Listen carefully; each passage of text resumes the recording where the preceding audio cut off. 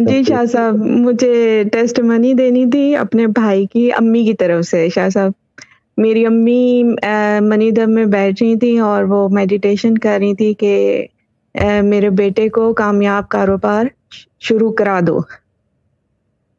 تو شاہ صاحب الحمدللہ میرے بھائی نے اپنا بزنس سٹارٹ کر لیا. ریئل اسٹیٹ کا بزنس ہے. شاہ صاحب میں نے پکس بھی شیئر کی ہیں آپ کو، میں نے فیس بک پہ پکس بھی شیئر کی ہیں، سب کچھ شیئر کیا ہے شاہ صاحب. ٹھیک ہے، بہت ہی اچھی بات ہے. اللہ تعالیٰ سلامت رکھے. جب ریئل اسٹیٹ کی کوئی ڈیل وغیرہ ہو جائے تو احتشام بھائی کا کارڈ دے دیے گا، جو بائر ہو یا سیلر ہو، کہ فرنیچر کی ضرورت ہو تو احتشام بھائی سے رابطہ کر لے. کیوں شہزاد بھائی؟ ٹھیک ہے، یہ چیز ہے. ٹھیک ہے نا.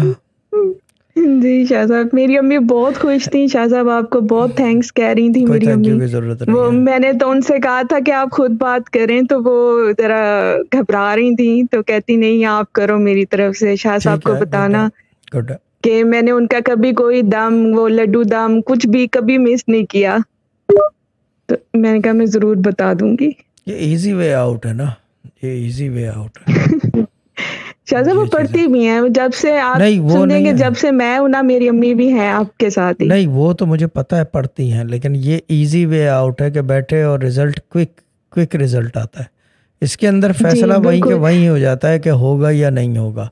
یہ اس میں اچھی بات یہ ہے. This is the best thing about this جی تھنگ. ٹھیک ہے نا. جی شاہ صاحب، سب سے بڑی بات جو ڈریمز آتے تھے اس کے حوالے